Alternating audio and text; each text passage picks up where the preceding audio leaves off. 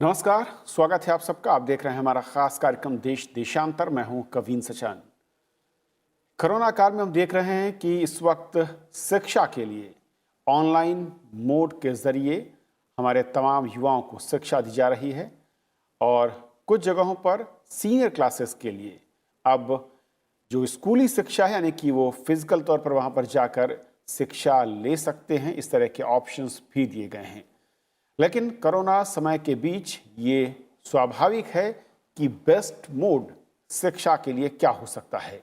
क्या वो स्कूली शिक्षा है जहां पर बच्चे या स्टूडेंट्स स्कूल जाकर शिक्षा को ग्रहण करें, या फिर ऑनलाइन शिक्षा, या इसके बीच में हमें बैलेंस बनाने की ज़रूरत है। और इसका प्रभाव, चाहे वो दुष्प्रभाव हो या फिर सकारात्मक जो इसका असर है, वो बच्चों पर और चुनौतियां शिक्षकों के लिए क्या नजर आ रही हैं। हमारे साथ तीन खास मेहमान हैं। हमारे साथ डॉक्टर ऋषिकेश सेनापति साहब हैं, डायरेक्टर हैं एनसीईआरटी से। आपका स्वागत है सर। हमारे साथ डॉक्टर एम थॉमस किशोर साहब हैं, एडिशनल प्रोफेसर हैं क्लिनिकल साइकोलॉजी निमहांस से। आपका बहुत बहुत स्वागत है। और हमारे साथ वंदना सक्सेना हैं, जो कि प्रोफेसर हैं डिपार्टमेंट ऑफ एजुकेशन DU में। आपका भी बहुत बहुत स्वागत मैम।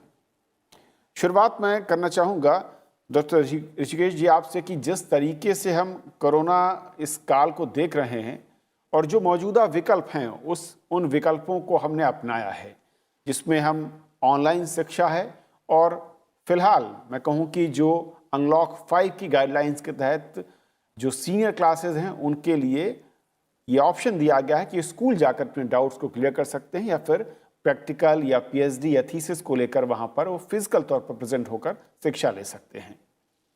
इन दोनों को लेकर क्या बेस्ट वे, बेहतर रास्ता इस माहौल में हमारी इन चुनौतियों के बीच नजर आता है आपको? ये जो अभी कोरोना काल में हम जो ऑनलाइन लर्निंग का जो अरेंजमेंट किया है, इसमें हमको बैलेंस का ज़रूरत है, क्योंकि आपको मालूम होगा हम एनसीईआरटी से हम ड्यूरिंग दिस कोविड पीरियड हम 3 डॉक्यूमेंट 3 गाइडलाइन डेवलप किया। एक तो पहले जब कोरोना जो शुरू हुआ उस टाइम एक अल्टरनेटिव एकेडमिक कैलेंडर हम बनाया, तो और इसका बाद एक प्रज्ञता गाइडलाइन बनाया जिसमें कि ऑनलाइन लर्निंग का ऊपर, इसका बाद एक लर्निंग एनहांसमेंट गाइडलाइन बनाया है जिसमें कि जिसका पास जो बच्चे का पास बेसिक फैसिलिटी नहीं वो कैसे कर पाएंगे, कैसे सीख पाएंगे। इसमें हमको ये सोचना चाहिए कि हम एक्चुअली क्या चाहते हैं। हम जो लर्निंग का बात करते हैं लर्निंग क्या है एंड वो कैसे इसको अटेंड कर पाएंगे हमारे बच्चे। हम जो अब देखेंगे पहले जब शुरू हुआ था ये अप्रैल से, जब स्कूल बंद था, जब ऑनलाइन लर्निंग शुरू हुआ तो 4-5 घंटा बच्चे कॉन्स्टेंटली बैठ के वो जो कंप्यूटर का मोबाइल को यूज करते थे। इसीलिए हम एक गाइडलाइन डेवलप किया जिसमें कि हम रिकमेंड किया कि एलिमेंटरी स्टेज में मैक्सिमम 2 सेशन होना चाहिए। 45 मिनट 30 टू 45 मिनट का 2 सेशन होना चाहिए, और ये सेकेंडरी स्टेज में 4 सेशन हो सकता है मैक्सिमम, इससे ज़्यादा नहीं होना चाहिए। क्योंकि हमको ये सोचना चाहिए कि हम जब लर्निंग का बात करते हैं, हम कंटिन्यूअसली पढ़ाने से लर्निंग नहीं होगा। लर्निंग के लिए बच्चे को खुद को कुछ करना पड़ेगा। इसीलिए हम हमारा गाइडलाइन में हम जो एलिमेंट्री लेवल के लिए 2 सेशन का बात किया, ये 2 सेशन में टीचर डिस्कस करेंगे और उनको कुछ होम असाइनमेंट देंगे। वो जो घर पे कैसे बैठ के कैसे पेरेंट्स के साथ मिल के कैसे काम कर पाएँगे। क्योंकि हम जो अल्टरनेटिव एकेडमिक कैलेंडर बनाया, इसमें ये हुआ हम प्लान की दिया कि जो लर्निंग आउटकम को बेस करके घर पे जो मटेरियल अवेलेबल है, वो मटेरियल को लेके पेरेंट्स कैसे एक कंडीसिव लर्निंग एनवायरनमेंट क्रिएट कर पाएँगे, जैसे बच्चे सीखेंगे, खुद करेंगे, खुद सीखेंगे। उसका साथ भी हम जो योगा का बात किया है, म्यूजिक का बात किया है, पेंटिंग का बात किया है, और मेंटल हेल्थ का बात भी किया है, क्योंकि ये पीरियड में बच्चे एक्टिव होने के लिए ये सबको हमको कंसिडरेशन को लेना पड़ेगा। उसी हिसाब से हम बताया। लेकिन हमारा ये इम्प्रेशन है कि हम बच्चे को पढ़ाएँगे नहीं तो बच्चे पढ़ेंगे नहीं। ये तो रॉन्ग है। क्योंकि बच्चे के पास बहुत कुछ एक्सपीरियंस, क्योंकि ये जो लर्निंग थ्योरी आप देखेंगे एक ब्लैंक स्लेट, हम सोचते थे कि हमारे बच्चे कुछ नहीं जानते हैं, mind is just like empty vessel, हमको पूरा इन्फॉर्मेशन देना होगा और वही इन्फॉर्मेशन को पढ़ेंगे, वो दैट इज रॉन्ग। वो ओके। 50 60 70 का पार्ट था। अभी जो है हम बच्चे के पास बहुत सारे एक्सपीरियंस है, वो एक्सपीरियंस को यूज करके जो अवेलेबल रिसोर्स थे, इसको यूज करके हम कैसे कंडीसिव लर्निंग एनवायरनमेंट घर पे कर पाएंगे और हमारे बच्चे इसका फायदा ले पाएंगे। इसलिए हम ऑल्टरनेटिव कैलेंडर में पूरा डिटेल प्लान दिया, लर्निंग आउटकम का साथ हमारा जो मटेरियल कहाँ कहाँ मिल रहा है और क्या कैसे एक्टिविटीज करेंगे, एग्जाम्पल हम एक्टिविटीज दिया है और पेरेंट्स कैसे बच्चे को मदद करेंगे। और अभी जो रीओपनिंग का बात हो रहा है, स्कूल रीओपन हो रहा है और इसमें भी हम जब पूरा सब बच्चे नहीं आते हैं, ऑल्टरनेट डे में आएंगे जो हम्म। जब खोलेगा, और इसका साथ वो कैसे इसका फायदा ले पाएंगे और जो बच्चे के पास कुछ बेसिक फैसिलिटी नहीं है वो भी कैसे इसका फायदा लेंगे और टीचर कैसे विजिट कर पाएंगे और नहीं तो पेरेंट्स टीचर के पास जा पाएंगे, कुछ नोट शीट, कुछ गाइड मटेरियल दे सकते हैं, वीकली कलेक्ट कर सकते हैं। मेनली हम चाहते हैं कि बच्चे कुछ खुद करें, खुद कुछ प्रोजेक्ट असाइनमेंट खुद करें, खुद सीखे। इसमें क्या होगा, उनका खुद का क्रिएटिविटी डेवलप करेगा, खुद का प्रॉब्लम सॉल्विंग एबिलिटी डेवलप करेगा, वो क्रिटिकली मटेरियल को एग्जामिन करेंगे और उनका जो पेरेंट के साथ जो बात करेंगे, शेयर करेंगे, उनका अच्छा एक घर पे भी एक अच्छा लर्निंग एनवायरनमेंट क्रिएट ओके होगा। सर। इस हम ये तीनों गाइडलाइन रिकमेंड किया है और ये बहुत सारा स्टेट में ये यूज हो रहा है अभी और इसका फायदा भी बच्चे लोग के पास जा रहा है। प्रोफेसर वंदना, अब सवाल ये कि जब हम कोरोना काल को देखते हैं और जो दोनों विकल्प हम इस वक्त हमारे सामने हैं, क्योंकि स्कूल रीओपन हो रहे हैं सीनियर क्लासेस के लिए और एक तरफ हम ऑनलाइन मोड के सहारे आगे बढ़ रहे हैं और दूसरा हम सीनियर क्लासेस के लिए फिजिकल तौर पर बच्चे स्कूल पहुंच रहे हैं। अब सवाल ये कि इन दोनों मोड में क्या चुनौतियां आप जैसे लोगों के सामने हैं, टीचर्स के सामने, प्रोफेसर्स के सामने हैं, और आप लोगों के नज़रिए से ज़्यादा अच्छा मोड कौन सा नज़र आता है? बहुत ही ज़्यादा ये जो समय है, कोरोना काल है, इसने सभी प्रोफ़ेशंस को, सभी एरियाज़ को बहुत ज़्यादा इफ़ेक्ट किया है। परंतु स्कूली शिक्षा में, क्योंकि इसमें बहुत ही कम उम्र के छात्र भी जुड़े रहते हैं, इसके ऊपर एक विशेष तरह का प्रभाव रहा है। इसमें प्रमुख चुनौती ये है कि कौन वो छात्र हैं जो आएँगे? क्या पूरे छात्र स्कूल के अंदर आएँगे? या हम ये विकल्प इस तरह का छोड़ रहे हैं कि जो अमूमन क्लासेस हैं, जो रेगुलर क्लासेस हैं, वो तो ऑनलाइन मोड से ही होंगी, लेकिन यदि बच्चों को कोई व्यक्तिगत समस्या है, यदि उनकी कोई पर्सनल इंडिविजुअल इश्यूज हैं, उनको आके वो टीचर्स के साथ रिजॉल्व कर सकते हैं। तो एक तरह से ये प्रोविजन तो अच्छा है, क्योंकि बहुत बार ऑनलाइन क्लासेस के दौरान इंडिविजुअलाइज करके इंस्ट्रक्शन को दे पाना बहुत एक बड़ी चुनौती है। तो डेफिनेटली ये एक अच्छा उपाय है या एक अच्छा विकल्प है लोगों के लिए, परंतु देखना इसमें ये पड़ेगा कि स्कूल इसको अपने लेवल पे किस तरीके से बैलेंस करेगा। माने कौन सी टीचर्स हैं जो स्कूल में किस समय रहेंगी, और क्या ये भी विकल्प रहेगा कि वो जिस दिन स्कूल में आ रही हैं उस दिन अपनी ऑनलाइन क्लासेस स्कूल से ले सकें और छात्रों को उसकी जो परेशानियां हैं, जो समस्याएं हैं विषय संबंधी, उनको सुलझा सकें। तो एक तो मसला इसके अंदर बहुत ज़रूरी ये रहेगा कि किस तरह से स्कूली स्तर पर इसको आयोजित किया जाता है, क्योंकि इसमें कौन व्यक्ति किस जगह रहेगा उसको ऑपरेशनलाइज करना थोड़ा इम्पोर्टेंट होगा। दूसरी चुनौती इसमें ये भी रहेगी कि यदि छात्र वहाँ आना चाहते हैं तो छात्रों के पास स्कूल तक पहुँचने की क्या सहूलियत है, और ये समस्या छात्रों के साथ ही नहीं है, ये समस्या शिक्षकों के साथ भी है कि वो स्कूल पहुँचेंगे किस तरह। तो वहाँ तक उनको पहुँचने के लिए क्या स्कूल के साथ एक ट्रांसपोर्ट हुआ करता था। दिल्ली के संदर्भ में तो जो छात्र और शिक्षक हैं वो काफ़ी डिस्टेंस कवर करके भी स्कूल तक पहुँचते हैं। तो क्या इस तरह का कुछ स्कूल की तरफ से सोचा जाएगा कि वो कुछ लिमिटेड रूट्स पे स्कूल बस चलाएँगे, या किस तरीके से वो लोग पहुँचेंगे वहाँ तक, ये भी एक इम्पोर्टेंट मसला रहेगा। इसके साथ ही जुड़ा रहेगा कि स्कूल के अंदर सैनिटाइज़ेशन फैसिलिटीज़ और स्कूल के अंदर वहाँ का पीने का पानी, खाने की सुविधाएँ, वहाँ पे कैंटीन चला पाएँगे, नहीं चला पाएँगे। तो जो जुड़ी हुई सुविधाएँ हैं वो किस तरह वहाँ पे आएँगी, और जब स्कूल दोबारा इस्तेमाल होना शुरू होगा तो वहाँ की सफाई के बारे में खास ध्यान रखना पड़ेगा, जिसको कि मतलब जिसमें शौचालय और क्लासरूम और पार्क, गार्डन्स, सब जगह का सैनिटाइज़ेशन किस तरह होगा, इसको लेके भी काफ़ी आयोजन करने की आवश्यकता है। तो ये तो मैंने आपको सिर्फ़ आयोजन के स्तर पे बताया है, और जी। बाकी जैसे हम हाँ जी, अगर हम इसको चाहें तो हम इस स्तर पे भी डिस्कस कर सकते हैं कि टीचिंग लर्निंग यानी अधिगम के स्तर पे इसकी क्या इम्प्लिकेशंस रहेंगी, या क्या जी, मैं इस पर भी आता हूँ, लेकिन उससे पहले डॉक्टर किशोर, क्योंकि जब ऑनलाइन मोड हम देख रहे हैं जो कि ज़्यादा इस वक्त प्रचलित है और जिस तरीके की इस वक्त हालात हैं दुनिया भर में, उसमें फिलहाल ऐसा लगता है कि इसके साथ जाना ही पड़ेगा। हालांकि विकल्प दूसरे ज़रूर दिए गए हैं, लेकिन सरकार की गाइडलाइंस भी ये साफ कहती हैं कि इसे हमें प्रोत्साहित करना है, इसे इनकरेज करना है। लेकिन मैं अगर बच्चों के स्वास्थ्य के नज़रिए से देखूं तो ऑनलाइन मोड में सबसे पहले तो किस तरीके से आपको लगता है कि चेंजेस, बिहेवियर चेंजेस की बात करें या फिर हेल्थ वाइज क्या इशू हो सकते हैं या होते हैं अगर ज़्यादा एक्सपोजर हम बच्चों को दे रहे हैं डिजिटल मोड के ज़रिए? आपने जो सवाल पूछा काफ़ी इम्पॉर्टेंट विषय है, क्योंकि एजुकेशन सिर्फ एक एकेडमिक कॉम्पिटेंसी ही नहीं है। स्कूल जाने से बच्चों को बाकी सहपाठियों से मिलने का, इनसे सीखने का, बड़ों से यानी टीचर से भी अलग अलग प्रकार के social, emotional, cognitive, psychological capacity सीखने की एक मौका मिलती है। और स्कूल एनवायरनमेंट में परिवार के बाहर भी भिन्न लोगों के साथ एडजस्ट करने की एक उनको प्रक्रिया मिल जाती है।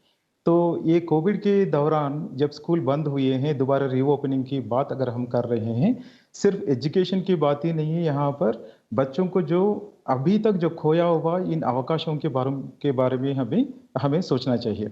लेकिन जब स्कूल जाने की बात आती है, I do agree with professor Vandana what she said and also professor Senapati sir that three things we need to understand. Number one, is it absolutely essential, क्या स्कूल जाना अनिवार्य है, एक। और दूसरा, ये स्कूल जाने की माध्यम वगैरह सही है, और स्कूल जो है अपने अपने प्रदेशों की जो रूल्स रेगुलेशन इंप्लीमेंट करने की ताकत और उपाय एवं रिसोर्सेस उनके पास है, और इन सब चीज़ों को लेकर के पेरेंट्स कितना संतुष्ट है। ये सब सवालों के जवाब मिलने के बाद पेरेंट्स को ये भी तय करना है कि तीन चीज़ें। नंबर वन, अगर बच्चों का ऐसा कोई बीमारी या अवस्थाएं हैं जो कोविड या कोविड संबंधित विषय को जल्दी वो अफेक्ट होने की संभावना है, यानी कि for example children with health needs are there, children with disabilities, children who are on various kinds of medication and medical issues, ये भी ध्यान रखना होगा। And the second one is that school जाने से क्या फायदा होती है, अनलेस एब्सोल्युटली एसेंशियल, क्योंकि अगर हेल्थ को रिस्क में ना रख करके अगर लर्निंग ऑनलाइन के माध्यम के द्वारा हो सकती है, अगर बात ये आती है अगर स्कूल नहीं जाएंगे तो बच्चों का एक सोशल, इमोशनल, फिजिकल, साइकोलॉजिकल जो उनको अलग अलग प्रकार की चांसेस मिलेंगे वो नहीं होगा। तो तब अभिभावक एवं परिवार तो बच्चे घर में रहते हुए ही भी ये शिक्षा कैसे लागू करेंगे, साथ साथ जो मिस्ड अपॉर्चुनिटी को कैसे ये उपलब्ध करा सकते हैं, यानी कि फैमिली अगर अच्छे से एक डेली एक्टिविटीज रूटीन बनाएंगे, फिजिकल एक्टिविटीज बनाएंगे या इमोशनल सपोर्ट दिलाएंगे, और फ्रेंड्स या टीचर के साथ अगर नियमित या जरूरत के अनुसार ऑनलाइन माध्यम के द्वारा उनके कांटेक्ट में रह करके उनका गाइडेंस ले सकते हैं, तो तब ये दोनों को बैलेंस किया जाएगा। तो इस सवाल का हम एक ही एक निर्दिष्ट रूप से जवाब नहीं दे पाएंगे। We need to balance both the need to go to school number one, and also उसके साथ साथ अपना स्वास्थ्य एवं ओवरऑल विकास के लिए जो अपॉर्चुनिटीज जो घर में उपलब्ध कर सकते हैं, तो उस हिसाब से ये निर्णय लिया जाएगा।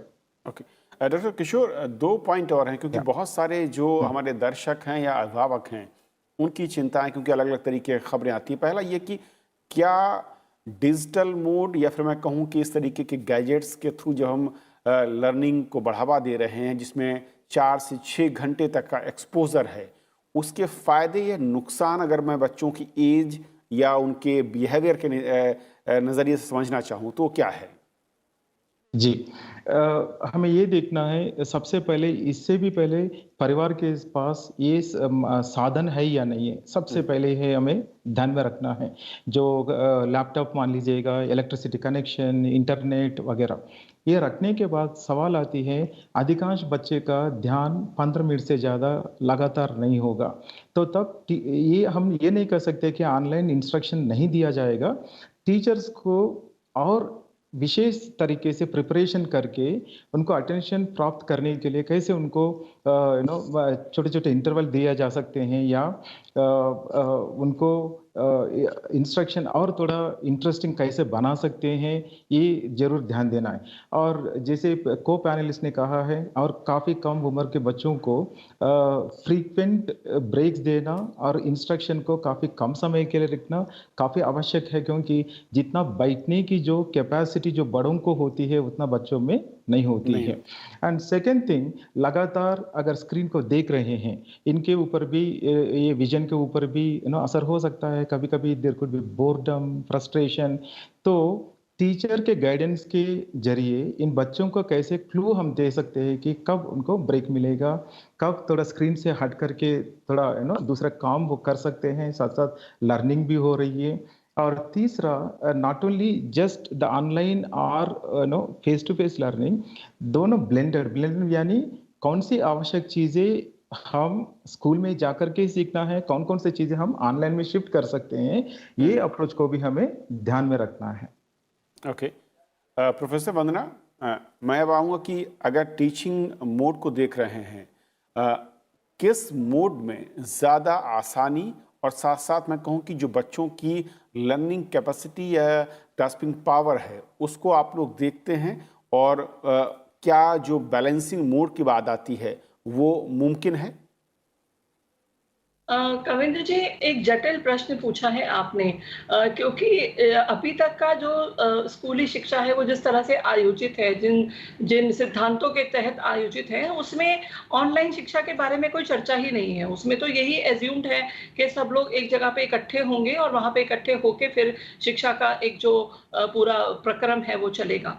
तो ये सवाल जटिल इसलिए है क्योंकि हम यकायक इस स्थिति में आए हैं और हमें इस समय ये इसका ऑनलाइन मोड के लिए सैद्धांतिक आधार क्या होने चाहिए, इसके बारे में अभी हमें सोचने और समझने की ज़्यादा ज़रूरत है। हम केवल पेन और पेंसिल की जगह हाथ में टैबलेट देके हम ये नहीं कह सकते कि प्रोसेस जो है वो ऑनलाइन हो गया। ये मैंने इसलिए कहा, ये भूमिका बाँधनी इसलिए आवश्यक थी क्योंकि जो सीखने की प्रक्रिया है, वो होती तो इंडिविजुअलाइज़्ड ही है। जो छात्र क्लास के अंदर बैठा हुआ है, वो सीख तो अपने आप से ही रहा है, लेकिन उसकी सीखने की पूरी प्रक्रिया में उसके साथियों का क्या उसमें योगदान है, वो जब टीचर के साथ आई टू आई कांटेक्ट में आता है उसका क्या योगदान है, टीचर वो जो स्माइल उसको देती है या जो अपनी भवें ऊपर करते हैं तो उसका क्या उसके सीखने पे इम्पैक्ट आता है। तो ये सारी चीज़ों के तहत अभी तक का जो पूरा प्रोसेस ऑफ एजुकेशन है, वो हमने उसको कहीं न कहीं सोचा और समझा है।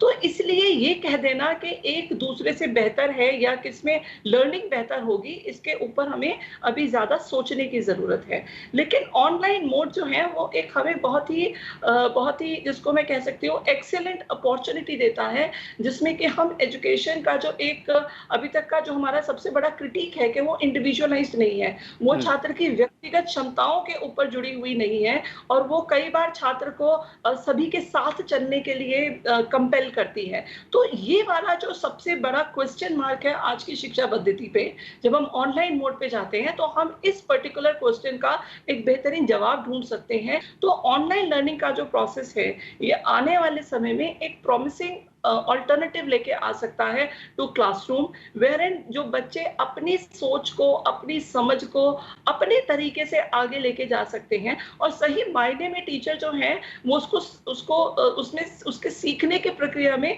सहायक रहेगा। फिर उसके बाद ये जिम्मेदारी नहीं रहेगी कि उसको मेरे पास कुछ है और मैंने उसको देना है। तो इस जिम्मेवारी से जब इस तरीके से जब टीचर नहीं सोचेंगे तो वो डेफिनेटली एक अच्छा मोड हो सकता है, मुझे ऐसा लगता है। सेनापति सर, क्योंकि आप लोग एनसीईआरटी लंबे अरसे से ऑनलाइन मॉड्यूल्स को तैयार करती रही है, रिसर्च करती रही है, मैं थोड़ा सा इस पर भी आना चाहूँगा कि जो बच्चों की जो एक मैं कहूँ कि नेचर है और जो उनकी ग्रास्पिंग पावर है, वो फेस टू फेस लर्निंग में कितनी कम या ज़्यादा है, अगर उसे कंपेयर करें हम ऑनलाइन जो लर्निंग मॉड्यूल्स हैं, कौन सा बेहतर वो मॉडल दिखता है बच्चों के नज़रिए से, जो उनको ईजिली समझाने में सहायक होता है या उनको वो सिखाने में जिसकी हम कोशिश कर रहे हैं? इससे देखेंगे तो face to face mode is the best mode, क्योंकि जब बच्चे क्लास में बैठते हैं, आपस में शेयर करते हैं, बात करते हैं, वो तो अपना आप सीखते हैं। क्योंकि अभी भी आप देखेंगे हमारा जो नेशनल पॉलिसी आया है उसमें भी वही बात एक्सपीरियंशियल लर्निंग का बात हो रहा है, क्योंकि बच्चे साथ में बैठेंगे, आपस में शेयर करेंगे। जब आपस में शेयर करेंगे, ज़्यादा सोशल इंटरेक्शन होगा। लर्निंग थ्योरी का हिसाब से देखेंगे, तो ज़्यादा सोशल इंटरेक्शन होगा तो लर्निंग बेटर होगा। ये तो ऑलरेडी रिसर्च फाइंडिंग्स है हमारे पास, क्योंकि सोशल इंटरेक्शन प्रमोट करना चाहिए। बच्चे आपस में बात करेंगे, टीचर के साथ बात करेंगे, शेयर करेंगे, पेरेंट्स के साथ भी बात करेंगे, और इसमें एक्चुअली लर्निंग बहुत इफेक्टिव होता है, मीनिंगफुल होता है। क्योंकि हम ऑनलाइन में जो देते हैं, बच्चे घर पे बैठता है, इसीलिए हम सजेस्ट करते हैं, बच्चे जब घर पे खुद सीखता है ना, पेरेंट्स उनका साथ मिलके एक कंडूसिव एनवायरनमेंट करेंगे, तो थोड़ा सोशल इंटरेक्शन होगा, बात करेंगे। और हम जो स्टोरी टेलिंग अप्रोच भी फॉलो करते हैं, आप नेशनल पॉलिसी में देखेंगे, अभी हम जो एक्सपीरियंशियल लर्निंग का साथ हम बोल रहे हैं कि story telling based pedagogy use होना चाहिए, और आर्ट इंटीग्रेटेड पेडागोजी यूज होना चाहिए, आईसीटी इंटीग्रेटेड पेडागोजी यूज होना चाहिए, स्पोर्ट्स इंटीग्रेटेड पेडागोजी यूज होना चाहिए। ये सब जब बच्चे स्कूल आएंगे, स्कूल में तो ये सब चीज हो पाएगा। लेकिन फिर भी जब ऑनलाइन में करते हैं, बिकॉज ऑफ दिस सिचुएशन, इसमें घर पे भी जितना पॉसिबल है स्टोरी टेलिंग तो हम अडॉप्ट कर सकते हैं। पेरेंट्स से स्टोरी का हेल्प ले सकते हैं, स्टोरी बता सकते हैं बच्चे लोग को, तो बच्चे खुश होंगे। Story face to face mode is the best mode. लेकिन फिर भी जब ये हम ऑनलाइन यूज करते हैं, इसको भी हम और इंटरेस्टिंग करने के लिए हमको कुछ तरीका अडॉप्ट करना पड़ेगा, जिसमें कि इसको भी हम इम्प्रूव कर सकते हैं। ये तो हमारा जो रिसर्च फाइंडिंग्स है, हम ज़्यादा इंटरेक्शन इसमें, इसीलिए इवन असेसमेंट में बोल रहे हैं कि सेल्फ असेसमेंट होना चाहिए, पीयर असेसमेंट होना चाहिए, और टीचर असेसमेंट सब मिलके। तो इसका मतलब सब मिलके करेंगे तो लर्निंग बहुत अच्छा रहेगा। वो हमारा स्कूल जो एनवायरनमेंट है, स्कूल एनवायरनमेंट पे ज़्यादा सोशल इंटरेक्शन होता है, और बच्चे को फ्रीडम मिलता है, खेलते हैं, और गाना भी गाते हैं, ड्राइंग करते हैं, सब काम करते हैं, इसलिए तो वो अच्छा है, उसमें तो no doubt. Okay, thank you. Professor Vandana, क्योंकि टीचर्स के अगर नज़रिए से मैं कहूँ, शिक्षक के नज़रिए से ये ज़्यादा बड़ा चैलेंज है ऑनलाइन शिक्षा का मोड, क्योंकि यहाँ पर आप लोगों के सामने ये चुनौती ज़्यादा है, क्योंकि स्टूडेंट्स के साथ साथ उनके पेरेंट्स भी कई बार उनके साथ होते हैं, और डिस्टर्बेंस की बात करूँ या एटमॉस्फेयर की बात करूँ, उसका भी इम्पैक्ट यहाँ पर दिखता है आप लोगों को? जी, बिल्कुल दिखता है। मुझे लगता है टीचर्स के पॉइंट ऑफ व्यू से यदि हम इसको देखते हैं, तो ये एक बहुत ही जिसको बोलते हैं समस्यात्मक प्रेपोज़िशन में टीचर्स इस समय हैं। हम लोग तो हायर एजुकेशन में हैं, तो वहाँ पर रीडिंग्स देना एक बहुत बड़ा मसला हो गया, क्योंकि अचानक लाइब्रेरी क्लोज़ हो गई। अब हर एक किताब का, हर एक रीडिंग का हमारे पास फ़ोटोकॉपी नहीं होता। वो कैसे पीडीएफ ऑब्टेन होंगे, क्या होगा? बिकॉज़ उसके इमीडिएटली बाद इम्तिहान थे स्टूडेंट्स के। तो चैलेंजिंग डेफ़िनेटली ये रहा है, लेकिन टीचर्स ने इसके अंदर अपने आप को जिस तरह से रीइन्वेंट किया है, वो भी काबिले तारीफ है, और इसके बारे में भी हमें उनको वाकई उनकी सराहना करनी चाहिए कि किस तरह से उन्होंने इस चीज़ के अंदर अपने आप को एडॉप्ट किया है। तो चैलेंजेस हैं, चैलेंजेस रहेंगे, लेकिन सीखने की गुंजाइश बहुत है और सीखा गया है इसके अंदर। जी। डॉक्टर किशोर, दो मैं सलाह कहिए या फिर सुझाव आपकी ओर से ऑनलाइन मोड की, जब हम, क्योंकि फिलहाल जो ज़्यादा प्रभाव या फिर इसका दायरा यही नज़र आ रहा है, यहाँ पर टीचर के लिए और स्टूडेंट्स और पेरेंट्स के लिए भी, क्या वो बदलाव आपको लगता है जो कि साइकोलॉजिकल या फिर बिहेवियरल दिखते हैं, हो सकते हैं, जिनको अवॉइड किया जा सकता है, और अगर वो नज़र आते हैं तो हमें ज़्यादा परेशान होने की ज़रूरत नहीं है, वो ऑनलाइन मोड या इस तरीके के मोड के साइड इफ़ेक्ट हैं? जी, ये अगर अभिभावक हैं, अगर बच्चे ऑनलाइन ये ट्यूशन वगैरह ले रहे हैं या ऑनलाइन क्लासेस कर रहे हैं, सबसे पहले हमें ये ध्यान रखना है कि सब साधन उनके पास है। कभी-कभी कुछ परिवार इन सब चीज़ों को अफोर्ड भी नहीं कर सकते हैं। This is one, and that also can dent their self esteem, उनका आत्मस्थैर्य और आत्मनिर्भरता को भी कभी-कभी ये थोड़ा ठोस पहुंचाती है। एंड थर्ड वन, बच्चों के मन में ये सवाल बार-बार आएगा ये कि सिचुएशन कब हट जाएगी, कब वो लोग वापस जाएंगे, लोगों से मिलेंगे, फ्रेंड से मिलेंगे। सो बार-बार एक प्रकार का रीएश्योरेंस पेरेंट्स से चाहते हैं। तो जनरली एक अप्रीहेंशन रखना स्वाभाविक है, लेकिन एक स्तर से ज़्यादा अगर बच्चे काफ़ी परेशान हैं, उदास हैं कि खोए हुए अपॉर्चुनिटीज़ के बारे में या भविष्य के बारे में, तब पेरेंट्स को थोड़ा सावधानी से उनके साथ टाइम देना होगा। Number one, they need to regularly talk to them, listen to them, और इस प्रकार की जो घटनाओं के बारे में या कोविड रिलेटेड इंफॉर्मेशन को कैसे प्राप्त करेंगे और इसका ज़्यादा उसमें उलझे ना हो, हर बार टीवी वगैरह या इंटरनेट से बच्चे इन्फॉर्मेशन सीख करके किसी से सीख करके थोड़ा घबरा जाएंगे, तो तब पेरेंट्स का अवेलेबल होना चाहिए इनके बारे में चर्चा करने के लिए। और उनको ठुकराना नहीं है कि ये आम बात है, चले जाएगा। सावधानी से बच्चों के साथ थोड़ा टाइम स्पेंड करके उनकी समस्या और उनकी ज़रूरतों को समझना है। और साथ साथ इनका जब घर में थोड़ा ज़्यादा टाइम स्पेंड कर रहे हैं, जी। कभी-कभी ये भी बात आती है, अगर पेरेंट्स अगर अवेलेबल नहीं है, जैसे most of the families they started going to job. अगर राइट। पेरेंट्स अवेलेबल नहीं है, तो उनके घर में बच्चों के सुरक्षा के बारे में भी अल्टरनेटिव अरेंजमेंट रखना होगा। और जब कोई भी अडल्ट सुपरविजन के अंदर ही ऑनलाइन क्लासेस अटेंड करें, क्योंकि कभी-कभी साइबर रिलेटेड क्राइम्स को भी हम लोग सुनते हैं, हमारे ध्यान में आता है, तो बच्चों को इनके सेफ्टी के बारे में समझाना है।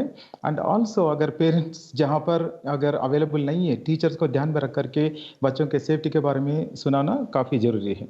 साथ-साथ जब एक साथ पेरेंट्स और बच्चे अगर घर में रह रहे हैं, पढ़ाई के अलावा भी ऐसा कौन-सी एक्टिविटीज़ कर सकते हैं जो जिससे उनके बीच में बॉन्डिंग और अटैचमेंट और थोड़ा ज़्यादा डेवलप होगा। लेकिन अगर पेरेंट्स की नज़र से अगर देखेंगे, उनका कभी-कभी रिस्पॉन्सिबिलिटीज़ बढ़ भी सकता है, ख़ास तौर पर मदर्स के ऊपर।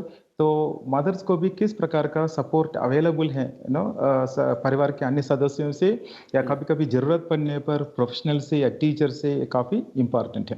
ओके। और टीचर्स के नज़र से उनको क्या समझना है दैट अटेंशन की एक लिमिट होती है, कि ये एज होने के बच्चे ध्यान नहीं दे रहे हैं, तो किसी भी प्रकार का रिमार्क करने से पहले या नेगेटिव अप्रिसिएशन करने से पहले उनके तरफ से थोड़ा सोचे। और प्रिपरेशंस आर वेरी इंपॉर्टेंट। कभी-कभी हमारे अंदर ये मिसकंसेप्शन रहती है, अगर ऑलरेडी हम अच्छे से पढ़ाते थे मौखिक रूप से, लेकिन ऑनलाइन को ट्रांजिशन करेंगे नहीं, इसके लिए राइट सर। टेक्निक्स जानना काफ़ी ज़रूरी है। And also encouragement and being available to listen to them. These are small techniques will help the children and the families as well as the teachers. Thank you.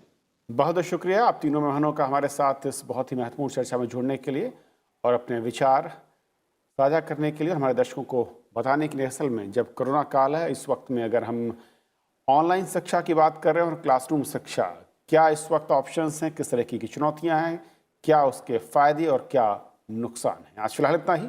नमस्कार।